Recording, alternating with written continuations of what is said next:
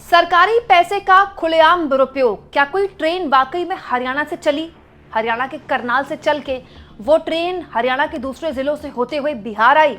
क्या बड़े लेवल पर पहले चरण और दूसरे चरण के मतदान के लिए ट्रेनों को भर भर कर बीजेपी ने कोई खेल किया? दोस्तों, पूर्व केंद्रीय मंत्री और राज्यसभा के सांसद और सुप्रीम कोर्ट के वरिष्ठ वकील कपिल सिब्बल ने आज विस्फोटक खुलासा कर दिया। हालांकि कपिल सिब्बल ने जो बात बोली वो पूर्व में मैं आपको कुछ वीडियोस में दिखा चुकी हूं, लेकिन कपिल सिब्बल ने एक सवाल उठा दिए कि एक ट्रेन है जो कि पहले चरण के मतदान से ठीक पहले हरियाणा के करनाल से चली, हरियाणा के कुछ और जिलों से होते हुए वो सीधे बिहार आई।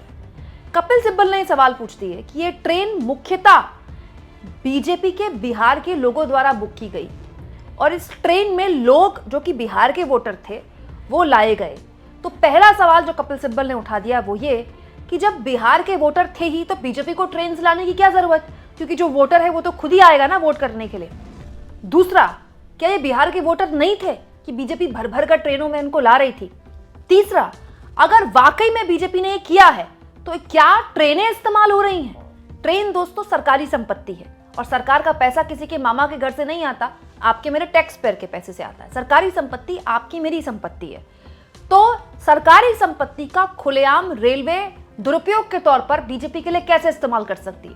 इस मामले में कपिल सिब्बल ने न केवल आज विस्फोटक प्रेस कॉन्फ्रेंस करके चुनाव आयोग को लपेटे में लिया, बल्कि उन्होंने रेलवे से, रेल मंत्रालय से और अश्विनी वैष्णव से सवाल पूछ लिए कि अब रेल मंत्रालय बताए कि ऐसी कौन सी ट्रेन उसने चलाई और कैसे चला दी किसी एक पार्टी को खास फायदा पहुंचाने के लिए। ये तो खुला खेल फर्रुखाबादी चल रहा है। हमें मालूम है कि इलेक्शन कमीशन तो कुछ करेगी नहीं, क्योंकि उनका रवैया ये लग रहा है, क्योंकि वो बीजेपी के सहयोगी हैं तो वो क्यों कुछ करेंगे।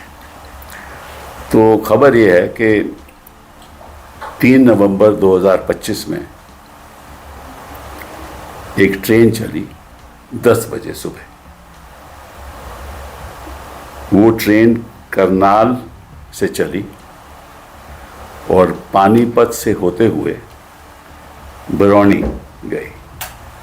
इसमें 1500 लोग थे, ये हमें जानकारी है, मिली है जानकारी। एक और ट्रेन चली 11 बजे उसी दिन 3 नवंबर, वो भी करनाल से चली और वो वाया पटना भागलपुर गई। उसमें भी 1500 लोग थे, ये भी हमें जानकारी मिली है। एक तीसरी ट्रेन चली 3 बजे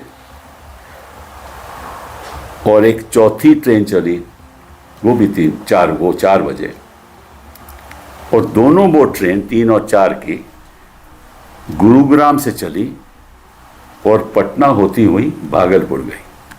तो इन 2 ट्रेन में लगभग 3000 लोग थे। तो अगर आपको गिनती इकट्ठी की गिनती करिए चारों ट्रेनों की, तो लगभग समझ लीजिए कि 6,000 लोग थे।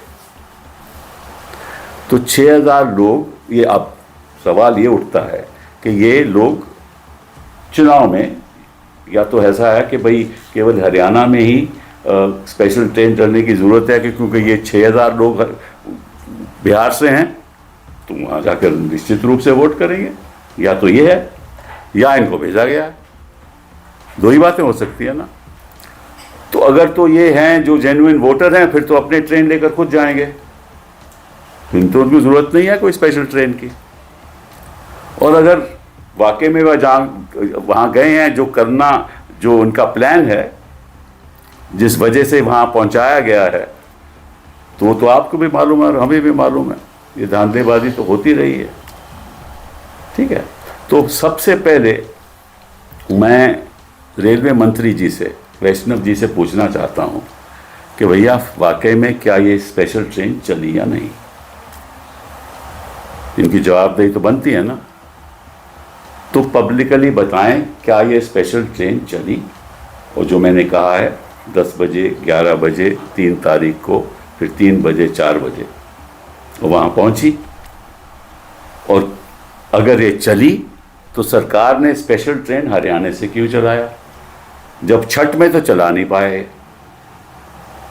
यहाँ ट्रेन चला रहे हैं, ठीक है। और अगर वाकई में चली तो किस लिए? अगर तो ये जेन्युइन वोटर हैं तो उनके लिए तो स्पेशल ट्रेन की ज़रूरत नहीं है। अगर जेन्युइन वोटर नहीं है तो फिर काहे का आपने स्पेशल ट्रेन चलवाई? कुछ छत्ता माहौल तो खत्म हो गया। ये सवाल तो रेलवे मंत्री जी बताएंगे ना, हमें अवगत करेंगे कि सही क्या बात है, नहीं है।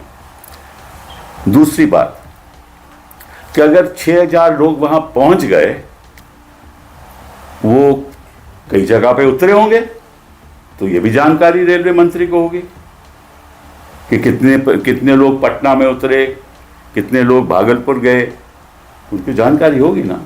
कितने लोग पानीपत से आए, क्योंकि चली तो ट्रेन वहाँ से करनाल से, कितने तो पानीपत से कितने लोग वहाँ से चढ़े उसमें, और कितने लोग गुरुग्राम जो ट्रेन चल रही थी, कितने लोग वहाँ से चढ़े और कितने लोग पटना से, फिर पटना के बाद वो भागलपुर गए, तो ये जानकारी भी उनको होगी।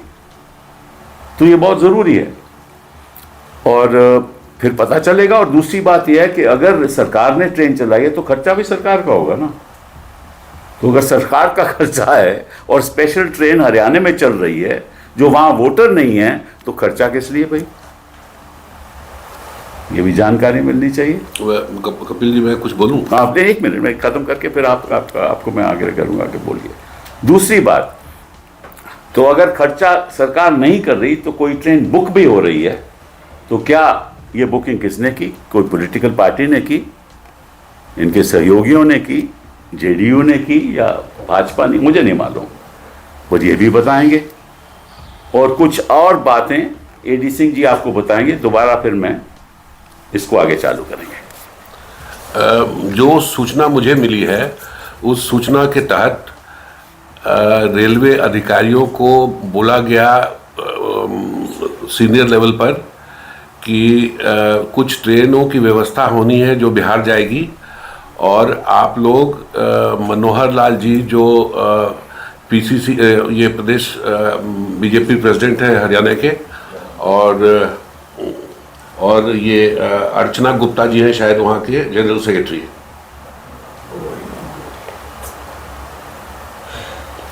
इनसे ये लोग से आप कोऑर्डिनेट कर लीजिए। और जहाँ तक फर्दर ये मैं बोलना चाहता हूँ कि इस ट्रेन के भाड़े का पेमेंट बीजेपी से हुआ है, which can be checked, and as Kapil साहब ने बोला है, आग्रह किया है रेल मंत्री जी को कि whether these trains have gone or not, let the railway minister also say whether the BJP has paid the money or who has paid the money. I think you have to speak. हाँ, मतलब कि ये जानकारी तो जनता को मिलनी चाहिए ना, क्योंकि इलेक्शन कमीशन तो मांगेगा नहीं, क्योंकि वो दयालु लोग हैं ना, वो मतलब कि उनका जो मानसिक जो रवैया है वो अलग किस्म का। मनोहर लाल बोला, मनोहर लाल प्रेसिडेंट नहीं, मोहन लाल। हाँ, मोहन लाल, एक मिनट। हाँ, ठीक ना। अच्छा, दूसरी बात, ये तो बात हो गई। दूसरी बात ये, हाँ, दूसरी बात ये है कि ये अब लोग 6000 वहां घूम रहे हैं ना, पहले फेज तो हो गया, तो फिर दूसरा फेज में भी मतलब कि अपनी कलाकारी दिखाएंगे। कलाकार है ना, भाजपा भी कलाकार, वोटर भी कलाकार, इस किस्म के वोटर भी कलाकार, ये कलाकारी दिखाएंगे दूसरे फेज में। तो इनको कहीं ठहराया भी होगा, पहुंचे हैं तो निश्चित रूप से ठहराएंगे भी, खाना वाना खिलवाएंगे भी।